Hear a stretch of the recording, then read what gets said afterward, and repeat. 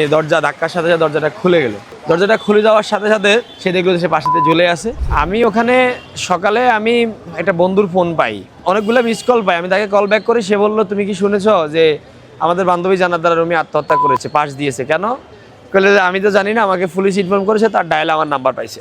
তো আমি বললাম আচ্ছা আমি দেখি। তারপর আমি তাকে ফোন দিলাম, জান্নাতকে ফোন দেওয়ার পর একটা ছেলে ফোন রিসিভ করলো, মিরাজ।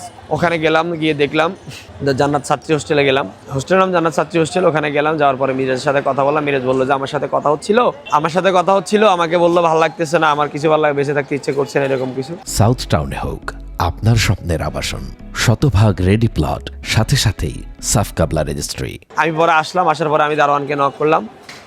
দারোয়ানে আমাকে ঢুকতে দেয়নি।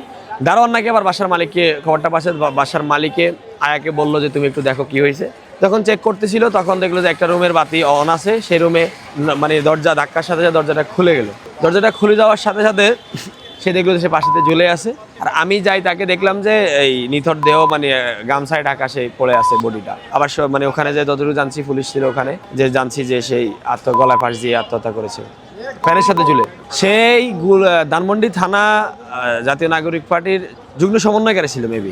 সে হচ্ছে, তার সাথে আমার নভেম্বর মাসের 11 তারিখে পরিচয় হলো। হ্যাঁ, আমাদের আরেকটা বন্ধুর মাধ্যমে পরিচয় হলো ধানমন্ডিতে। তো আমাদের আসলে ব্যাচের ফ্রেন্ড আর কি। সে, তার বাড়ি নড়াইল, সেটা শুনেছি আমি। এইভাবে আমি তাকে চিনি আর কি।